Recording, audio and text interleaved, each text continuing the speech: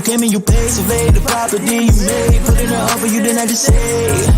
Higher than me for real. It's feeling like God in here. Bitch got that grace appeal. They stick with a note and what else am I supposed to feel? Won't you come in, put your feet up, how you waiting here? Let me back up while you do you, I won't interfere. Check my feng shui, I can rearrange, that's a chandelier.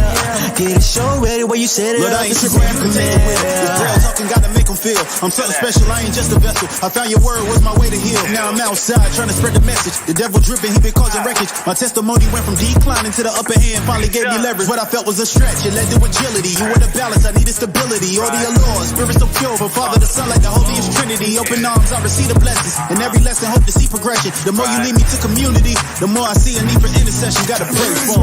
I'll be your temple, I'll be your sanctuary. You can come dwell here. Why won't you come and fill me? Jesus, have your way. Jesus. What's going on, everybody? This is yours truly, Jasmine D. Milhouse, and I want to welcome you back to the new season of the F.L.Y Show. Thank you so much for tuning in with me here every season. Y'all, I'm so excited. It is May. It is springtime. It is a Mother's Day month. So, you know, we had to kick it off live with a dynamic queen, of course.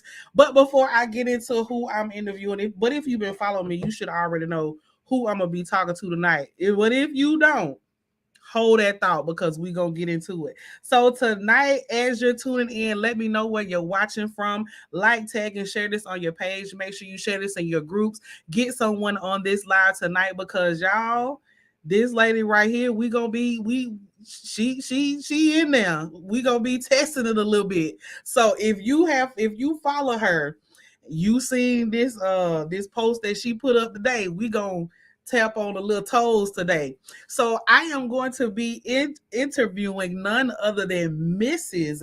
Eden Edge. She is a native of Americus, Georgia. She is a newly published author of the book My Hair Is Not Nappy, It Is Natural, and she is a 2003 graduate of Americus High School. She completed her cosmetology education at the Atlanta Technical College, received extensive educational training from Georgia Southwestern State University, South Georgia Technical College, Savannah Tech, Virginia College, the path that led her to become a licensed master cosmetologist. She owns a textured hair salon in Cordele, Georgia, and has plans to turn her love for hair into a global enterprise.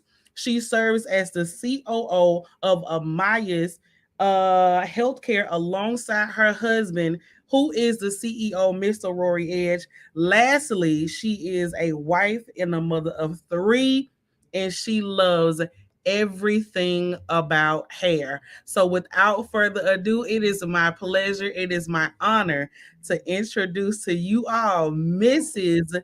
Eden Edge. Hi. Hey, y'all. How are you doing? I'm great. I'm You excited. Good? You excited about that? Look, listen, let me tell you.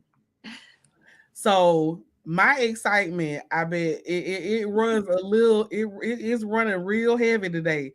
Tonight, because we gonna get into it a little bit. So, but before we get into a deep discussion, my first question for you is how do you define Eden Edge? Ooh. Eden Edge is everything. That's my definition. When I think in my mind and I think about my life, I think about everything I've done in my life, there is nothing that can stop me. There is nothing that gets in my way. If I want it, I get it. And go getter didn't really seem like it fit. But I'm everything. There's nothing I can't do that I don't want to do. There are no limits. Nothing holds me back. There's nothing. Listen, when I tell you that's the first time I've heard that answer. That's it. Cause and you know what makes it so good to hear that is because if you don't feel like you're everything, anytime that you think of something that you want to accomplish, you're going to automatically say, well, I can't do it, I'm not good enough, I may not have the resources, and then you'll talk yourself out of living your life and going to live your dreams. So I really love that about you. And so what has been your key driving force in your path of entrepreneurship? That I always knew I'd be here. Mm-hmm.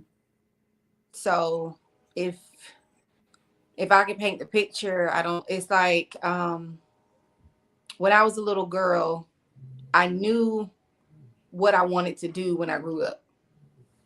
The issue and the hiccup was being told that it probably wasn't the best idea. But my mind didn't accept it. So my mind knew what the outcome was going to be. It was just the journey getting there. Right. So where I am now, it's kind of like, I know when people approach me often and they, give their congratulatory, messages, and they're like, you're doing a good job. That's what they see from the outside looking in. What I see is just me being in place. So for me, it would be bad if I wasn't right here. So it's almost like this is what I'm supposed to be doing.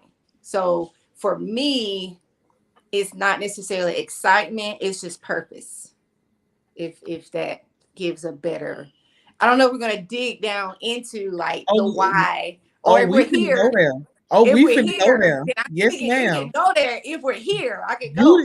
You open that door. That's a segue to the next question. Cause I'm like, speaking of your journey, what was that like? Take us from the beginning. What was that like for you? How did you get here? Here we go. So, as far back as I can remember, I've always wanted to do hair. It started with Cabbage Patch dolls. It didn't start with Barbie dolls, and I'm gonna tell you why. It didn't start with Barbie dolls because I could not play with my Barbie dolls. I had collector's dolls, and my mother would not let me play with them. It is the one regret I have of my whole entire life, and I remind her of it every chance I get. Nonetheless, Daddy. So yeah, especially when the value that we expected them to be is so much under. But that's a whole nother story. But it was Cabbage Patch dolls. And I had one specifically, and it was devoted to hair. It was like this hair one. So like her hair was like, it almost looked like she had locks, and there was like some type of wire in each lock, maybe not like a wire, but something there that you could manipulate the hair and it would stay. And so the doll came with like this curling iron that was, fake. It didn't plug up or anything. And this crimping iron, and you could like crimp and curl the hair, without this heat, because the hair had this like wire in it. So I was 7, 8, maybe something like that. But it was the feeling that I got when I was doing the doll's hair, and I would just sit in my room and just do the doll's hair. And I did it every time. When I played with something, it was a doll and it was her hair. When I got 13, I shared with my mom that I wanted to do hair when I grew up. And my mom told me that, and I had to correct this later on, but what my mom said, what she actually said was, I would not be able to make money doing hair unless I had my own shop. Okay. Now, that's what she actually said. What did you hear? My 13-year-old mind heard I would never make any money. Wow. That was all that I heard right there. I didn't hear the rest. And then when I became an adult, I actually went back to that moment. I realized that there was more that followed. So, but that's what I was told. So at that point, I was like, okay, well, there goes that. So went to high school, graduated, went to college. I was like, okay, let me teach. That didn't work. Let me be a nurse. Like, who's finna do all that science? Kudos to the people that do. And then from there, it was like, okay, well, I like psychology. Let me try that. I flunked out like so many times. And it wasn't because I wasn't smart. It was because I didn't have a passion for it and I didn't want to do it. Okay. So that was like around the early 2000s. Let's go down a little bit. So 2009, after I had flunked out, my husband, it was my husband. I have to say it was my husband. My husband started the journey. Okay. This part of the journey, Okay. the work. My husband was like, why don't you go to school? Now, all this time in high school and stuff, I'm doing my cousin's hair, like everybody hair. I'm doing the people at the church hair. Then when I was in school flunking out, I was doing hair. Okay. Okay. And sidebar, I was doing hair and not charging for it. I was not charging for it because I was not licensed. Wow. And that was my mindset. And people said it was stupid, but it was just how I felt. I'm like, I'm not licensed to do this. I'm not charging you.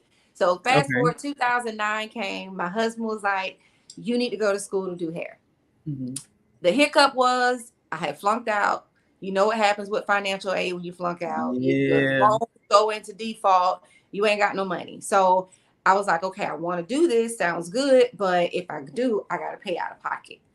So I was able to get some help, and I paid. I got help to pay for my first semester of cosmetology school at South Georgia Technical College. So this is why my track record for school, the list of schools, is a little bit longer than just being one school. So 2009, I was able to go to one semester of school and had somebody donate money, give me a money grant, whatever, scholarship. Yeah. So then the next semester, also I had to do that, as well as my dad told me, because he worked at the school, he was like, I can get some more money if I cheered. So I got on the cheerleading squad so I could get another scholarship. So it paid for the first semester. But that was only the first semester, and I wasn't able to go another semester because I didn't have any money.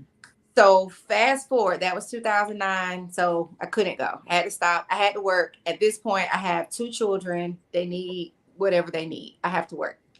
So fast forward to 2015. I moved to Savannah, and my husband,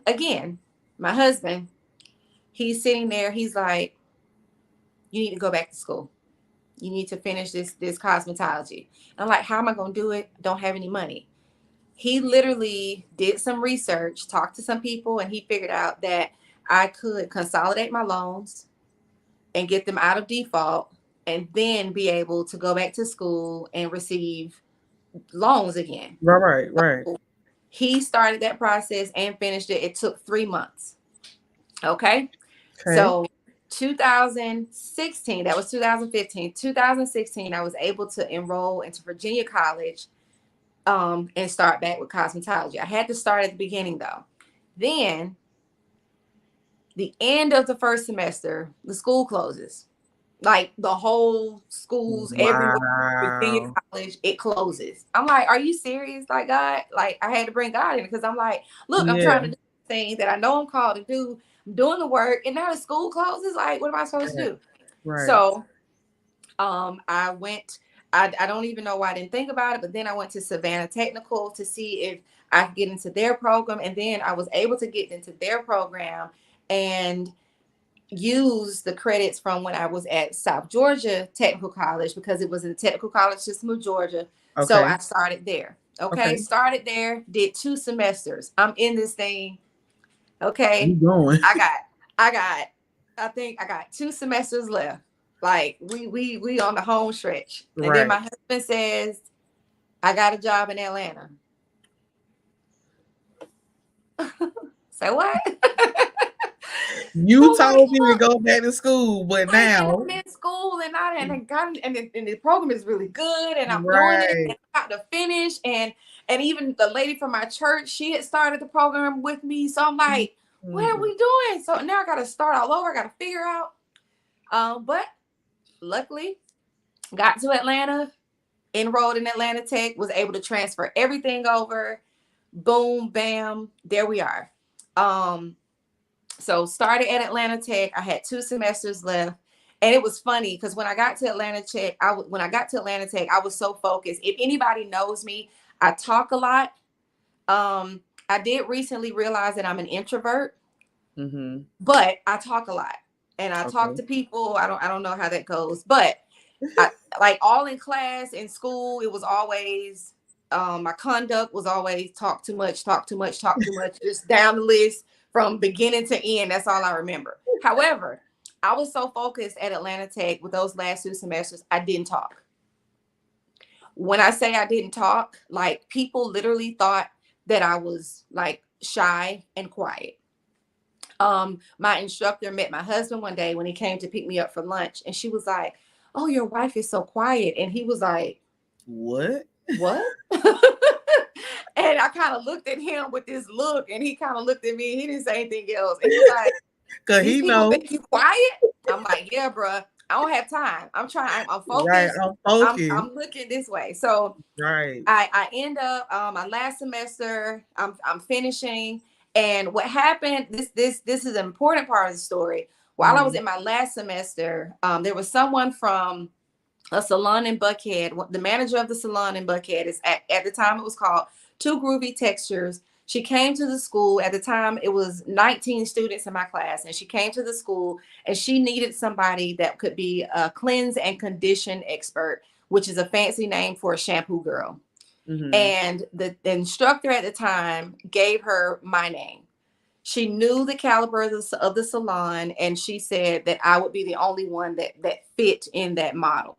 So she gave her my name. So that was how I got my start at the texture salon of Buckhead. That was what they changed the name to. So that's how I got there. It was from Atlanta Tech, but it was my character at Atlanta Tech, with me being quiet, focused, doing what I needed to do, doing a good job at what I'm doing. And that got me in the door there. So I graduated with my cosmetology license. Well, I graduated with my cosmetology degree in 2019. So this is just 4 years ago.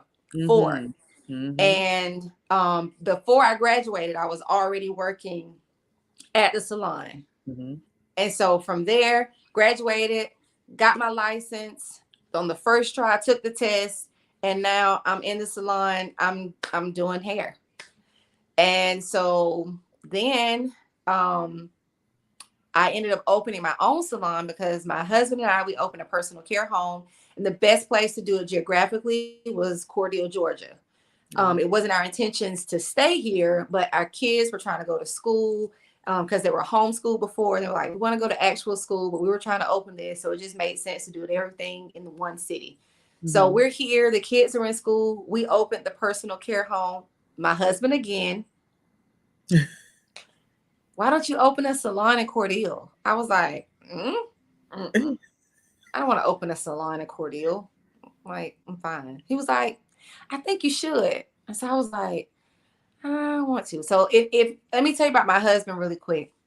My husband, I call him a bully sometimes because my husband is going to push me to do everything that he believes I can do. Now, the issue is I don't ever believe I can't do it. It's just sometimes he sees things that I can't. And then also I'm a person that I got to have all the T's crossed and all the I's dotted before I do something. And he's the person just like, just go.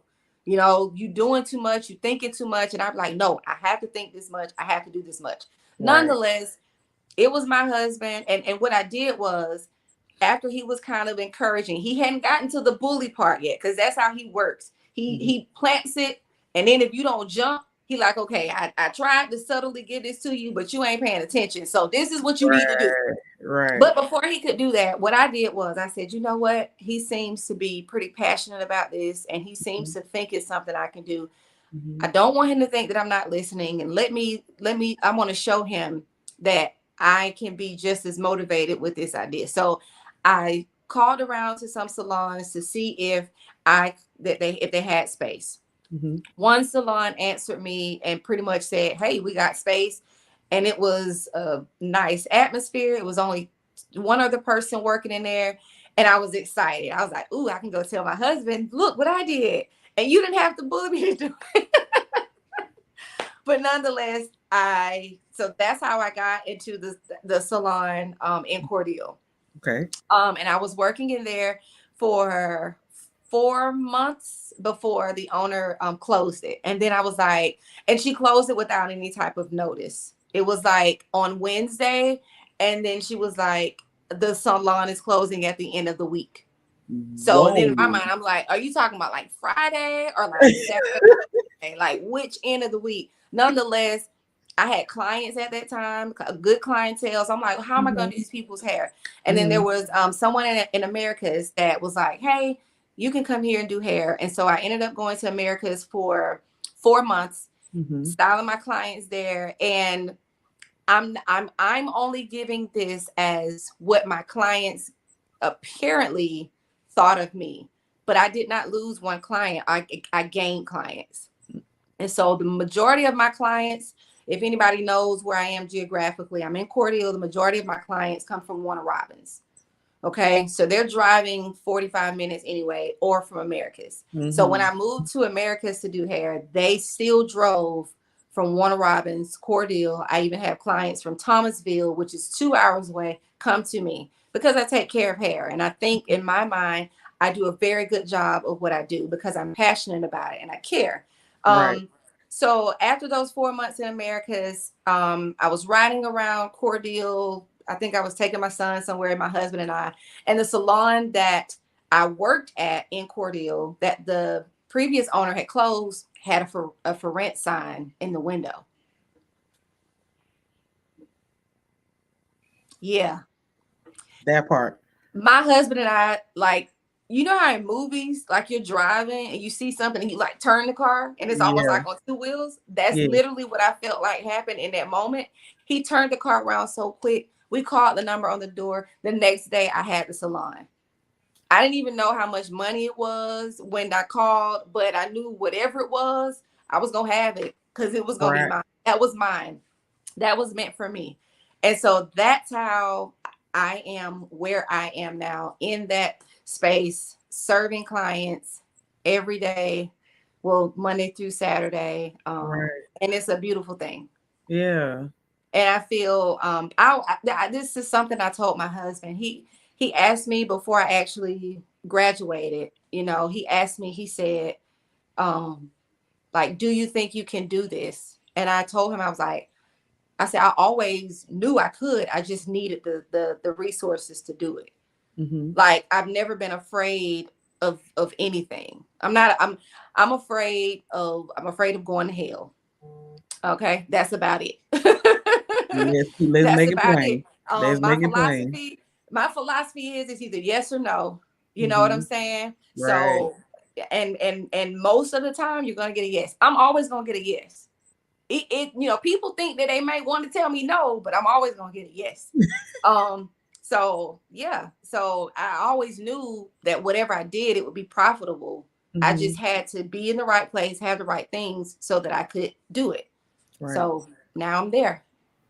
And in going through all of that, entrepreneurial wise, how important was it for you to keep your mindset focused at home and also in business?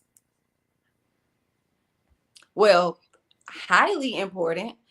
And okay, so I'm married, in case anyone did not know. And I'm very thankful and proud to be married. It is a marriage. I don't necessarily see it as a partnership. I know people call it that, but there's a difference between the two. And my husband plays his part so well that everything just goes together. I play my part well, he plays his part well, and it just works. Like, a lot of people, they say, you know, you guys are so busy. And I tell people, I'm not busy, I'm occupied.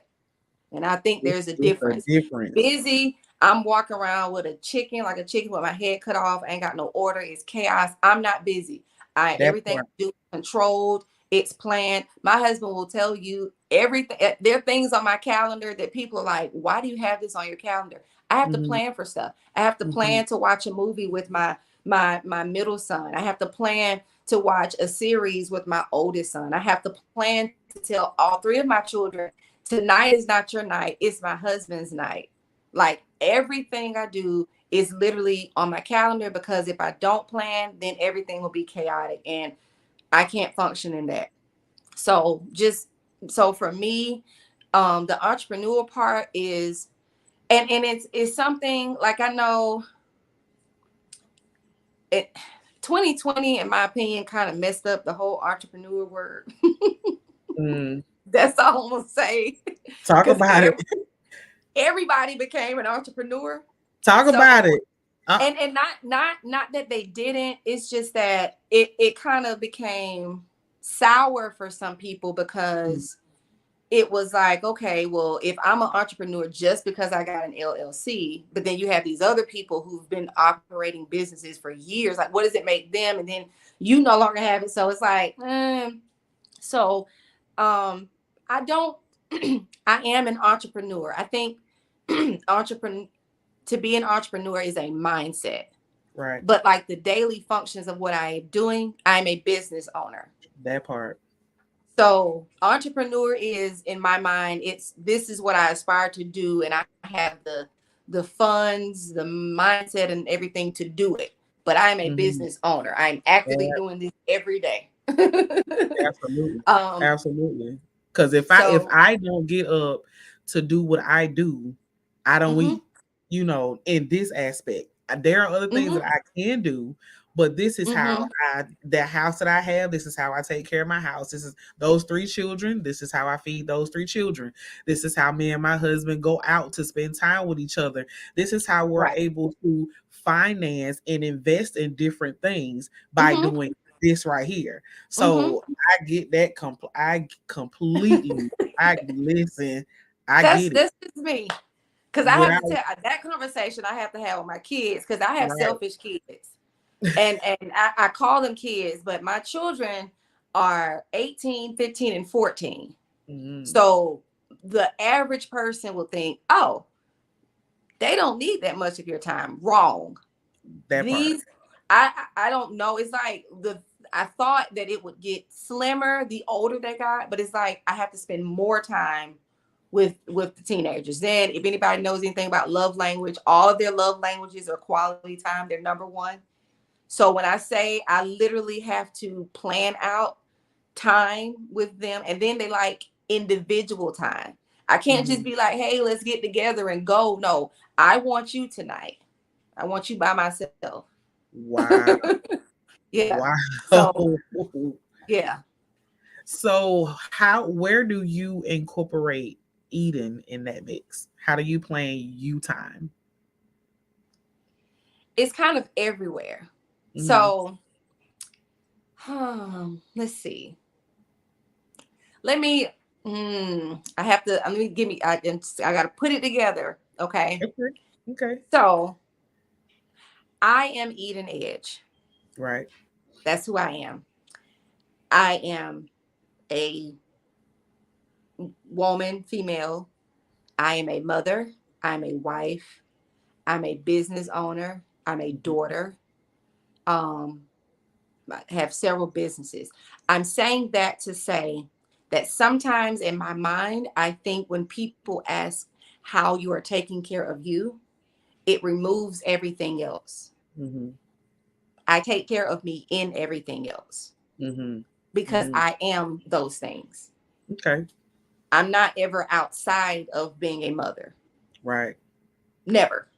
I'm never outside of being a wife. I'm never outside of being a business owner. So it's not like, okay, I have these self-care days and I'm going to get my nails done or things like that. But because I'm gonna just be okay. So I told y'all I was a wife. I told y'all about my kids. Y'all know about my husband. I'm pretty much for the most part never alone because I am a wife and I am a mother.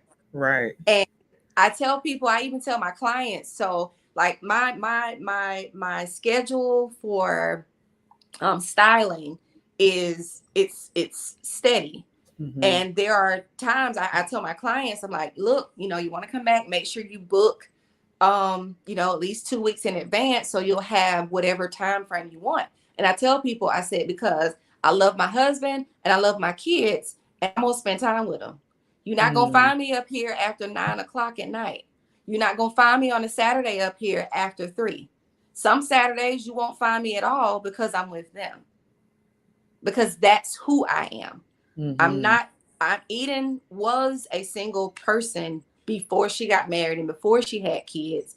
And she had, I guess, me time. But her me time is in those things now because that's who she is. My. See, so, listen. Look. You better teach the people, okay? Teach the people.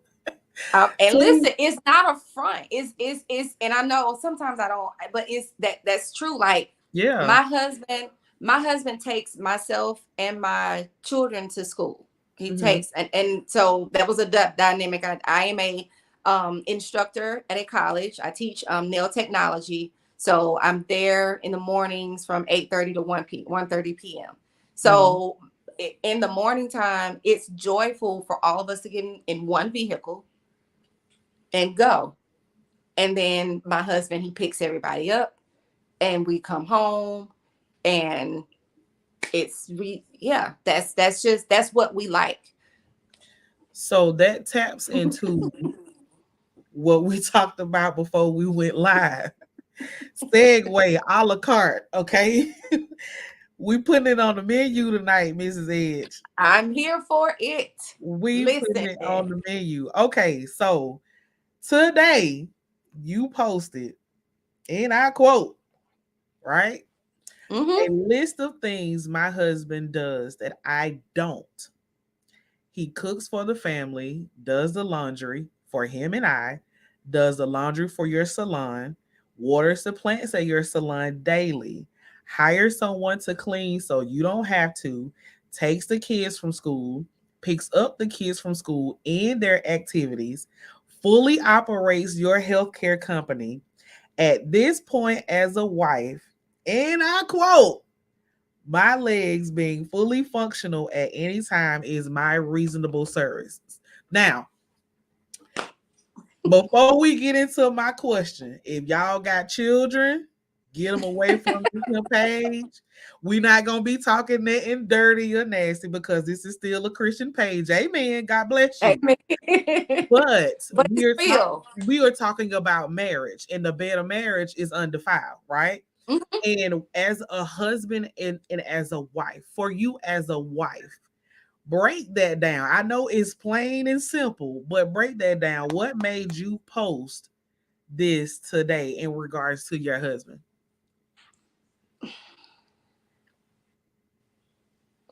I see posts and I hear these TikToks and these things, and it's just talking about what men don't do. And I see wives posting this stuff, and it hits me to my core because I'm like, mine don't do that. Right. Like, I don't have this issue with mine. You know what I'm saying? And so it's always, I'm like, well, why do people? So I said, you know what? I'm fixing to tell these people because apparently they don't know. But maybe it's not enough people saying stuff like this. So I'm going to be the one to say it. But I was literally thinking about it. I've been thinking about the post for maybe like 3 days. I even mentioned it to my husband 2 days ago that I was going to put it because it is not, when I tell you I was not in front. So I'm going to, for the record, I'm going to say, I can't cook. That's what I'm going to say. Now, the dynamic, my husband and I started dating in 2001. We were in high school. And the way my mom would not allow him to come during the week to visit me because we were in school. So he could come on the weekend. Right. So Sundays was the day that we went to church and he came to the house after church. So my mom cooked for him because she started frying chicken and stuff and pork chop, and we couldn't have fried foods growing up. Like, my mom was strict with health and all that kind of stuff. So when I started dating him and he started making requests, she, delivered. But she would always show him what to do as far as cooking. She didn't show me. So he learned how to cook from her as well as his mom growing up. Okay. I didn't learn how, like, you couldn't even get me to clean chicken because I'm like, this is disgusting. I don't want to touch veins and blood and yada, yada, yada. So I cook spaghetti and everybody loves it. They don't want my husband to cook spaghetti. They want mine. Okay. When I cook it, I have to cook it in this massive bowl because they're going to eat it until it's gone. I literally have to tell them, I think it's old now. You can't eat it anymore. So I can follow a recipe pretty good. I don't have a passion or a love for cooking. My husband does, and he does it well. And I jokingly say he look like somebody auntie when he be cooking because it's like effortless. You know how you have those people and they're just in the kitchen and everything just flow. And it's like they'll have like I've seen him. He'll tell me, "Hey, I'm gonna cook cabbage, fish, cornbread, and some rice." Right. And then in 30 minutes, it's like done. I would be in there 5 hours trying to do one thing at a time. So he just has it. So he makes sure that we eat. That's what he does. Right. Then I'm at the salon, I'm at the school. I can make time for it, but he does our laundry. And I specifically said our laundry because I have my kids do their own laundry. Y'all are teenagers. That part. Do your own laundry, okay? Especially my boys. Because you need to know how to do these things so you can be like your daddy with your wife. Listen. But so he does laundry. He also does I have towels. That's my laundry at the salon, my towels and my capes. He cleans those. And then he goes to the salon every day before I get there and he waters all of my plants. And at this point, I have enough plants. It's starting to look like a nursery at the salon. So I'm like, I got to put some of these plants somewhere else because I don't want nobody coming in here thinking they in a plant nursery. But nonetheless, my husband does, and not only that, if I ask for it, I get it. And I ain't talking about like no bag or nothing like that. I mean like simple stuff like, hey Rory, can you take me to boom boom boom? Yeah, I don't drive anywhere. I don't, because he always wants to take me. And he's like, hey, I'll take you. Hey, what you need? Hey, if you need it, I got it. That's what he does. The least I can do, I don't need to be sitting up here talking about I'm tired. I don't need to be like the least I can do. Yes, you want to have sex? Come on, let's have sex. Not tell him no. That's the least, in my opinion. Now, it might not be the same for everybody else, but I know that I hear. My husband and I used to counsel couples, and very often we would hear, now I'm not saying that this is a wrong practice, right? But I am going to say, and I am confident and comfortable saying it, and I own every part of me saying it, that I believe it is an unhealthy practice. Okay. To not have sexual intercourse with your spouse as often as you are able to. That's just me personally. I know that intimacy is it's a big deal. And if you're not intimate, then it's almost like a telekinetic situation, I guess. But it's intimacy, it's intimacy. That's how they say it. Right. But that sharing of each other's space, it allows us to be for each other what we need to be. You can't have that going weeks and months without sharing that. It's a disconnect. You're disconnected. You're not tethered. So, and I know that, mainly, and I'm saying mainly, wives, and I'm not going to say women because it has to be specific to wives. I'm not telling unmarried people to just be out here. So wives, it's asinine to me to withhold sex, whether you're angry, yeah. I know of some wives, they'd rather hang out with female friends than satisfy their husband. And I say satisfy their husband, you're satisfying each other, but yeah, that's just my take. And then it's a whole lot deeper into that, but satisfying my husband is important to me because my husband satisfies me. And the only thing, listen, if we candid, the only thing my husband wants is sex.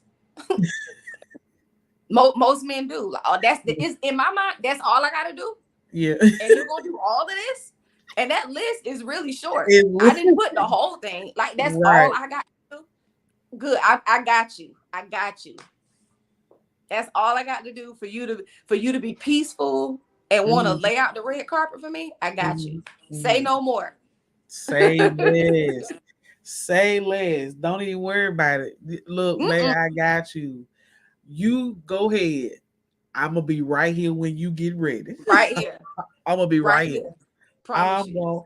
going and you okay. So going back to you all started dating 2001, you said, Mm-hmm. right? So 22 years, Mm-hmm. 3 children, Mm-hmm. 12. This is the 12th year of marriage. 12th year of marriage, Mm-hmm. but total Yep. 22 years of ups, downs, goods, bads, ugly. You get on my Yep. nerve, go somewhere and get out my face, all of Right. that. All of that. How all of that. How important what has been the difference from when you all started together and you're just when you all started when him with all his encouragement, what has been the difference between then and what's the difference now? Therapy. Simple. 2020. 2020. And if I knew then, you know how people, if I knew then what if I knew in when we got married or even before, like no, if I therapy would have done so much for my family, my husband. I started Mhm. therapy in 2020, one-on-one. Okay. And then 2020, and so I started therapy as well as my family. Everybody had one-on-one therapy. And Mhm. then in 2021, my husband and I started couples therapy. And couples therapy in that for the first year, it was like, wow, if I just had an awareness of this 10 years ago, we would Mhm. have been, XYZ. But a lot of growing and things that we did on our own, trying to figure it Mhm. out. Mhm. Now, Mhm. I will say I have no regrets about anything because everything is a teachable moment for me. All right. But I do know that because and for me, there's beauty in growth. It's uncomfortable, Mhm. but I'm a person that I enjoy a challenge because it proves me. It's kind of like a stone, going through the process of being found and all that kind of stuff and being ironed and shapen and polished and all that kind of stuff. It proves me, and it's like a challenge succeeded or something like that. So I get if I'm not able to overcome anything, it's like what kind of sort of like what value do I have? If I haven't Mhm. learned anything, what value do I have? But therapy in 2021, when we did it for that first year, it was like it was so eye-opening. It was things we were making so big. It was like if all you did was just do this. And so Mhm. we were able to start one specific thing was usually arguments come about, of course, because there's a disagreement. Right. Okay. So if you have a disagreement, usually our human nature, we always want to get the other side to come to our side. Mhm. Mhm. Okay. But also with that same human nature, we also want to keep our side. Right. So on one hand, you're trying to get somebody else to see and believe and feel what you feel, while also you keeping what you see and believe and you feel. So it's Mhm. just this. But what we had to understand was instead of trying to get people, or instead of trying to get each other to understand, we should only attempt to get people to be aware. So awareness versus understanding played a big role in the success of our relationship now. Mhm. It was okay, like my husband will never understand what I go through with my cycle monthly, with my Right. menstrual cycle. He Right. won't understand. He will never have one. Mhm. However, I can make him aware. I can Mhm. tell him this is what it feels like. This is what happens. This is what goes through my mind. This is what my body goes through. And he's like, "Oh, I didn't know that. Now I know that." And so now he can act accordingly. And this is, look, while we're here, I want to go here too. Okay. This is something else my husband does. My husband knows when my period is. So I have Mhm. my cycle, then we have my period, but he knows. He also knows that the week before, he knows my behaviors. So he acts accordingly. He doesn't tell me, oh, you doing this, you must have your, no, he knows that at least 2 days before I Mhm. get I get moody, but I don't want to be bothered. Mhm. So I want to be around you, but I don't want you to necessarily, ask me a bunch of questions. I told him, I said, those 2 days, it's like everybody says dumb stuff and just stupid. I mean, I'm just being candid. But he is aware of those things. So Right. those 2 days, he knows, okay, if she says something like this, I know not to take it like this because it's because of this. Mhm. Like, again, my reasonable service with that. Come on. There you go, sir. It's okay. So, and for you, how did you learn how to voice or show, or was it something that you had to teach, and explain that this is how this goes or this is how I'm feeling? How was that like for you? Well, first of all, I had no idea. Mm, Let's just be honest. Most people don't know that. Most mm-hmm. people don't know, and most women don't know about their bodies. Most men don't know about their women, their wives. Like I back again, if I go back to 2020, so anybody that doesn't know, I had a feminine hygiene care company where I was Mm-hmm. I was creating my own washes Right. and Hygiene, right? yeah, hygiene, Yeah, yes. hygiene. And with that, Good product, may I add. yeah, it's coming back. But the reason that I started it was because of my own health concerns. And I've lost 2 children, and I am still actively trying to get pregnant again, trying to conceive and carry a healthy baby through a healthy pregnancy from start to finish. Right now? Oh yeah, yes. Okay. Okay. Okay. Okay. Okay. Well, Carry I'm on. trying. Okay. I'm trying to conceive, so I'm not pregnant. Okay. When I Okay. get pregnant, the world will know the minute it happens. Okay, I'm just Listen. letting y'all know. Listen. I'm gonna bring out the band. We celebrate. Yes. So, Look. so that journey started in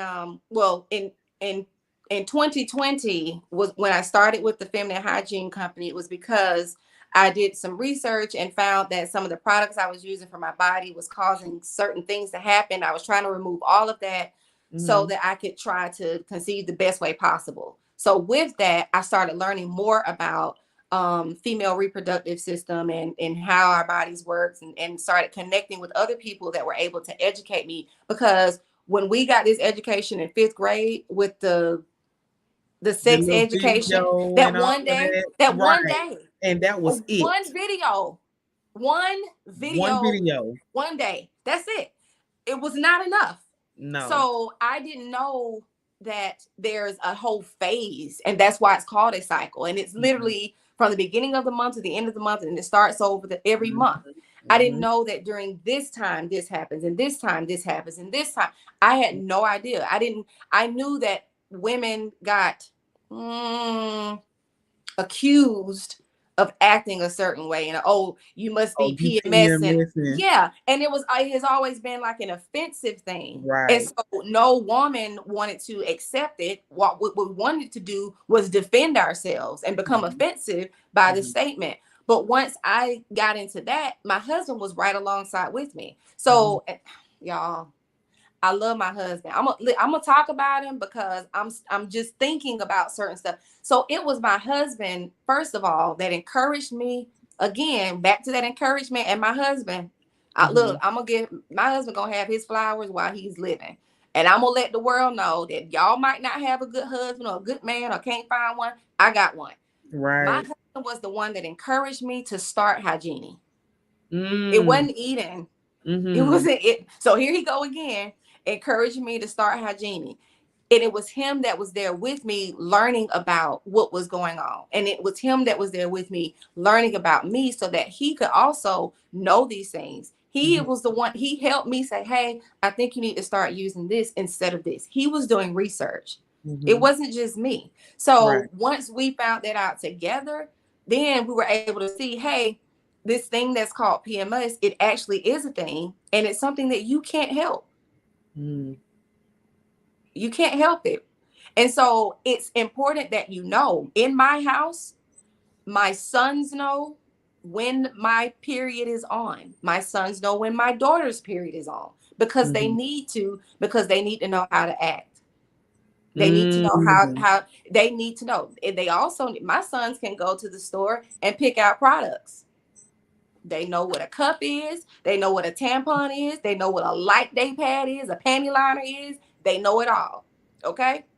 I make sure they know it because it's important. I want my sons to be able to support whoever they become connected with. So that's how my family operates. But it started with my husband and I. And so it's a safe space for us. We don't get chastised because, oh, you might be moody today. It's just, oh, this is going on. So I need to be sensitive to it. Right. Mhm. And it's not for me as a woman to take it as I'm going to use this as a weapon. It's just me letting That you too. know it's just me letting you know who I am, because when you put that in the wrong person's hands and they hear this type of knowledge, they'll take that, oh, I'm just on my period, and then they will give them, that's their permission slip. So I'm just going to be mean, or I'm going to be rude, and different things like that. But it gives you, like you said, back to that word, awareness of how I'm acting in this moment. Because you think about, how did I just go from happy, now all of a sudden I'm angry, or I'm annoyed, or I'm aggravated. I don't want you to touch me. I don't want you near me. It helps you understand who you are as a woman. And it helps, like you said, everyone around you understand, oh, okay, well, I'm gonna go over here for you. Let me know when you ready. Yeah, and see, this is the thing though. If you can say I'm doing this Mm, and use it as an excuse, then that's not it. Because that part. most of the time for me, I don't know Mm-hmm. it's happening. It's Mm-hmm. just like when you usually don't know when your mood is fluctuating. It usually takes an outside influence to point it out, which is the Right. reason why my daughter and I, we make sure that everybody knows, because then they can hold us accountable.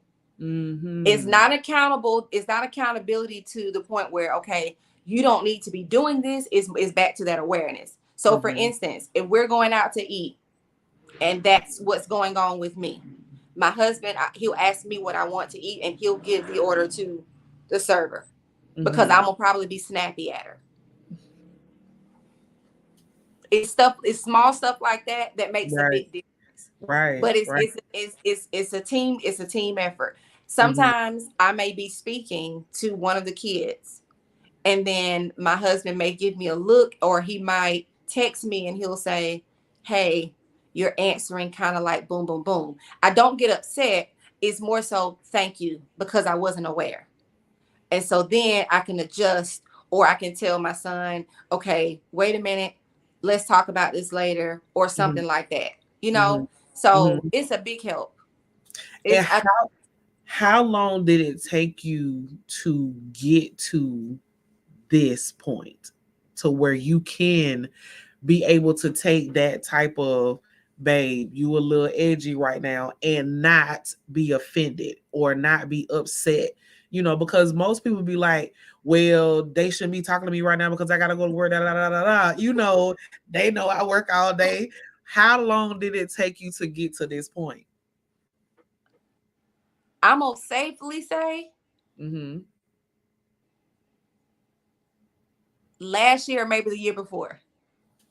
That's Wow. that's that's reality, because I Yeah. told you I started therapy in 2020. Right. Right. So then my husband and I started therapy together in 2021. Mm-hmm. So really, you're not putting this stuff into practice until I, you've done it for a while. Yeah. So starting out in our marriage, like we were having this conversation um the other day, but I I tell people marriage is like baking a cake. Like people think when you go down the aisle or when you stand up, before the judge and you say the vows and you have the paper, that's when you're married. No, you don't become married until it all comes together. So it's like you're making a cake. You didn't put everything in the bowl. That's not the cake. You got to mix some stuff. You got to mix it till it do something, depending on what kind of cake. Now, I don't bake, but I know a little bit about it. But you got to, you know what I'm saying? Some stuff you got to beat a little harder. If it got egg in it, you got to beat a little harder. Then you got to, it depends on how you want the cake. Some stuff you might have to put in the refrigerator, let it sit. Some stuff you got to go in the oven. It got to rise. It got the heat got to get to it. And then at that point, after you take it out and let it cool, possibly put some icing on it, then you have a cake. It didn't just stop at putting the ingredients in there. So like when getting married, the paperwork starts the marriage. It starts the process. You don't come together that day. You don't take two lifestyles and say, okay, we're married. We got it together. We're together that day. No, it took maybe like 3 years for Rory and I to become married. Like, yeah, we had the paperwork, but it was like 3 years later that we bumped heads. He had his opinions about stuff. I had my opinions about stuff. But again, had I had the therapy, a lot of that wouldn't have even happened. But that whole him say something and me not argue, I pretty much argued everything. I'm just being honest, and I have to be honest because I don't want anybody to see this and think this is where it started. It didn't start here. Like, I was probably horrible. I don't know if he on here, but if he can say it, he can put a thumbs up. Look, he already in here testifying, talking about he only you girl. I'm like, sir, can you not? But yeah, listen, I was horrible. And that's you know what, it takes so much and also very little for you to be self-aware. It takes work, but it's I wouldn't say it's easy. It's simple. When you really see it and you go through the process, it's like, that's all I had to do to realize this is who I am. That's it. I just had to really sit here and pay attention to myself, or listen to what someone that is close to me is saying and not want to chunk their head off, and just really pay attention and apply what I'm hearing. And then that gets you to understanding who you are as a person. So speaking about that, transitioning back into the textured hair salon and your book, I am my hair is not nappy, it's natural. What was your concept in writing that book? It was God. I don't listen. When I got out of high school, matter of fact, my senior year of high school, if it wasn't done in school, it didn't get done after school. I don't do work. Like, and I was in like gifted program and stuff, but at some point I was just like, I gotta be here 8 hours and do schoolwork, and then I gotta go home and do homework, and then I gotta study. Something's not right about this. But so I read more now than I used to, but I'm not a writer. I'm not writing. I don't do that. But I am passionate about hair. I do not like the word nappy because I'm a textured hair expert. I get people that sit in my chair that are relaxer free, but they have this obstacle and this challenge, and they depict and they describe their hair as something that is ugly. And it just hits me to my core. And I would hear people sit and just, but my hair's so nappy back in this. I'm like, no, it's not nappy, it's natural. So that was something that I told my clients. I would tell them that often. No, it's not nappy, it's natural. So one night in February 2022, I was watching a movie, and I do not remember the movie. But in the movie, the word nappy came up. And I literally like yelled at the movie, and it was like 12 o'clock a.m. Okay. I just like yelled at the movie. I was like, my hair, it's not nappy, it's natural. Right. And then God said, write a book. And then I was like, okay, God, I can do that. You know, start at watching the movie. He was like, no, write it now. Oh. While you feel this way that you feel. At Write 12 it. o'clock in the morning. At 12 o'clock in the morning. I wrote my book at 12 o'clock in the morning on that February. If I look back in my iPad, I can tell you the exact day because that's where it is. And I finished at 4 o'clock. Hold on, wait. You wrote a whole book in 4 hours. Signed, sealed, delivered, printed. Here you go. It was written. The only thing it didn't have was the illustrations. Yep. My. And I started the illustrations that night, but that was it. Listen, yes, I did it. It was God. And he told me if I hadn't have done it then, the compassion behind it wouldn't have come out in the book. Yeah. But that's why he had me to do it in that moment when I was fed up. And the reason why I did it, I tell people I don't just do hair, I know hair. And you know how people, they often say, you know, your hairstylist is your therapist, yada, yada, yada. But that's reality. And because I am putting my hands on textured hair, or for lack of better terms, for all of the, you know, people who are in the hair industry, natural hair. Right. Black women have grown up to not accept their hair. True. But I'm going to give you the honest truth that a lot of people leave out. It's not white women or white men or Hispanic women or Hispanic men or any other race of people who have given that connotation. It's Black people. It's us. Yes. White. I ain't never heard a white person say nappy. I done heard Black people say nappy. And if you do hear a white person, if you do hear a white person say it, they heard it from a Black person. Right. They heard it from a Black person. How you know what nappy is? Exactly. Okay. It's you heard that from us. So right. I also hear the stories. I've heard stories of women say that a girl was telling me that her mom, she had a friend and the friend's hair was straight because the friend was like mixed or something. And whenever the friend would come to play, the mom would always straighten her hair. And she was confused because it was like, okay, I'm going out to play. Why are you straightening my hair? And that get put in her mind, okay, my hair is better when it's straight. So for 35 years, she got a relaxer and not ever thinking that her hair was pretty enough. Right. That and these people, I'm having conversations with them and I'm uplifting them while they're sitting in my chair and they're crying. This is reality. They are crying. I'm literally having to pray for my clients and help boost their self-esteem when it comes to their hair. Wow. So the book was not just because it was the compassion behind it, because Black women, the lace fronts are beautiful. Some of them. The weave is beautiful. When some people gets their hair, it's beautiful. I like hair in all different forms, shape. Right. I like short hair, blonde hair, straight hair, curly hair, all of it. It's the reasoning behind it that I have an issue with. It's when you decide that because you're dressing up, you can't have curly hair. Because you're going to a special event, your hair has to be tamed. That I don't like. So I decided, I was like, okay, if I'm having to deal with these adult women saying this, let me write a children's book. Let me focus on them at that age, so they don't have to be a 35-year-old woman sitting in someone's chair crying about what they've always thought about their hair. Right. So that was where the idea of the book, that was how it came.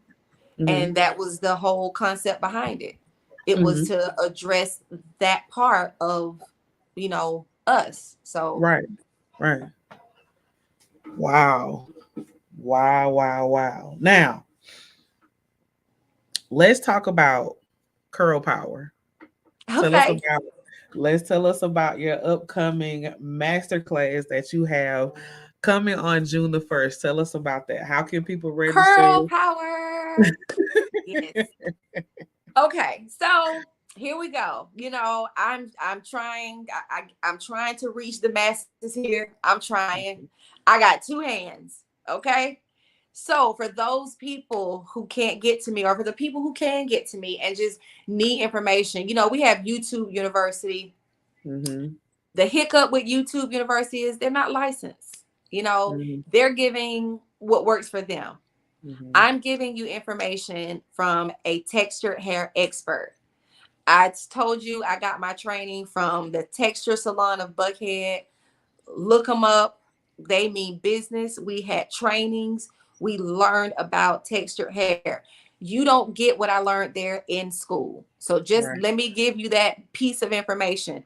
Cosmetology school does not teach black hair, curly hair, textured hair, natural hair. We don't have one mannequin that has it. I'm just giving y'all that. So me having my training is very something that I take very seriously. Mm-hmm. And I give that because I want you to know that I'm able to deliver this information. So what I decided to do was I decided to have a master class so I can teach you how to take care of your hair, how to treat your hair, what products work for your hair, what actually is hair texture defined. Because Mm-hmm. here's a little secret, you guys. It has nothing to do with 3C, 4A, 3B, or whatever y'all call it. That is not in a book anywhere. It is an industry coined term. I hate it. I wish somebody would throw it in the trash. Stop listening to it. It is Are you messing all up. serious? Oh yeah. I'm right here talking about, I'm girl. alive serious. I'm like, I got 4C hair. It's tight. It's coily. No. Now, Help me out. what they did do, they did decide to give a curl pattern a name, but it matters not. Curl pattern is probably 0% a factor in using any type of products or getting any type of style. Stop it. No. So this is what Curl Power is all about. It's about debunking those myths. It's about telling you what actually works, telling you how you can actually achieve certain styles the professional way from a professional. And then we also have a guest professional who actually trained me. Her name is Alexa Moore, and she has her own salon now in Atlanta called Set the Tone. She's a textured hair expert, and she will be sharing alongside with me on June 1st. It's going to be virtual so that everybody can attend. I know, you know, I don't want to be biased. I want people in California to be able to attend, North Carolina, Florida, Georgia, Istanbul, Dubai, China, wherever you at. I want you to be able to join in and get this information from a professional, from an expert that can help you with your hair, because it is a challenge. Mm-hmm. And I'm here to help. I call myself the problem solver. Mm-hmm. I'm gonna help. We're gonna figure this natural hair thing out. And I want to help people figure it out, because I know the answers. Right. I do it every day in my salon. I answer so many, I find so many solutions for people. It's stingy and selfish of me to not share it. Mm-hmm. So that's what Curl Power is all about. It's allowing me to share what I know as an expert. I love it.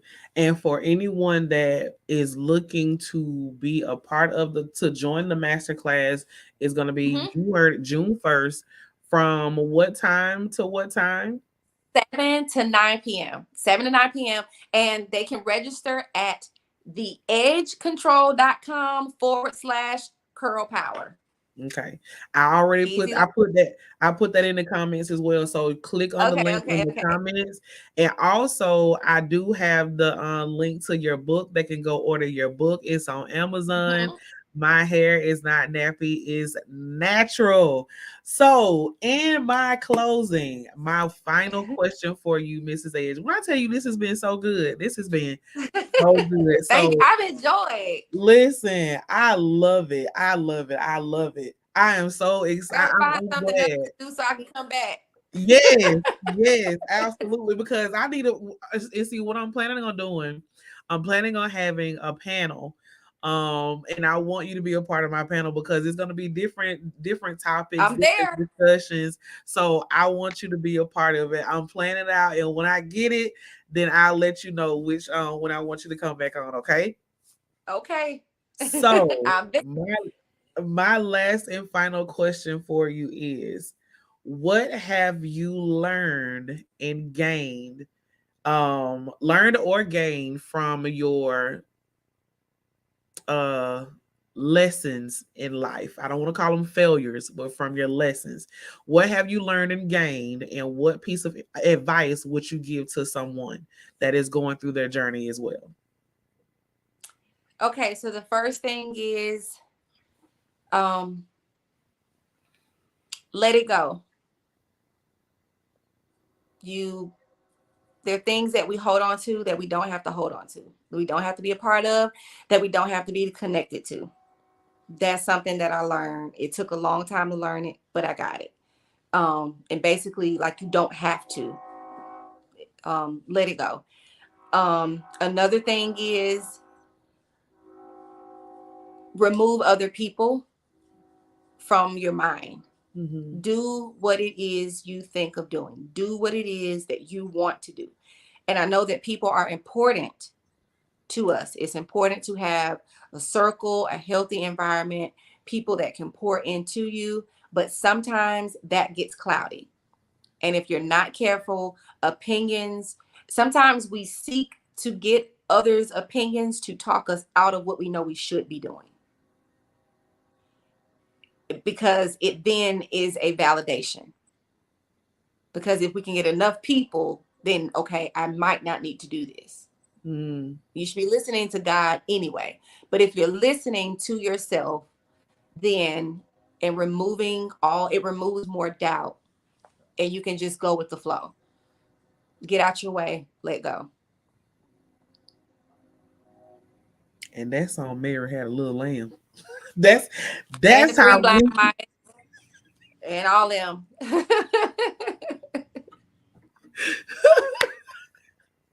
Listen, when I tell you I have enjoyed tonight, and I hope everyone that has tuned in with us has enjoyed it as well. You have been tuned into the F.L.Y Show with yours truly, Jasmine D. Milhouse, and my special guest for this evening, none other than Mrs. Eden Edge herself. She is, I love y'all. If you ain't paid attention, I've been calling her the #1 children's best-selling author. For my hair is not nappy, it's natural. So we gonna talk that thing on up there. We gonna go ahead and claim it as a best-selling author. The Dynamic Texture Hair Salon right in Cordell, Georgia. The COO of Amaya's Healthcare Company. The wife of Mr. Rory Edge himself, the man of many hats, the mother of 3 dynamic children, which so happens that your daughter is an author herself as well.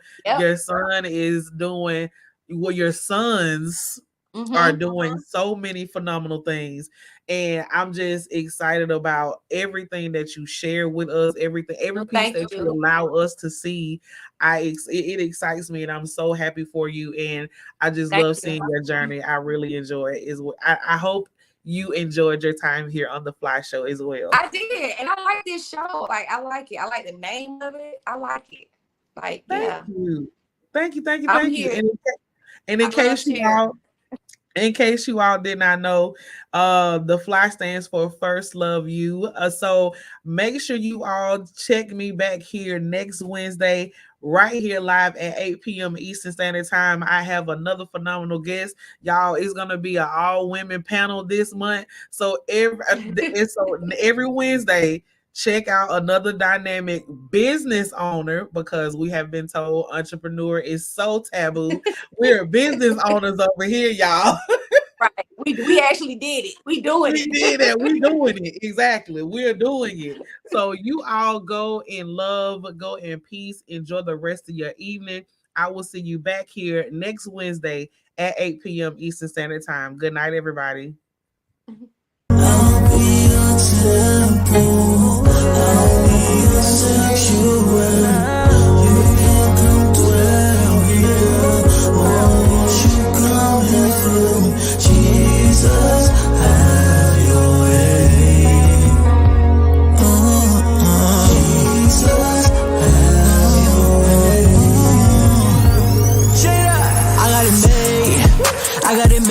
never delay. You came and you paid, survey.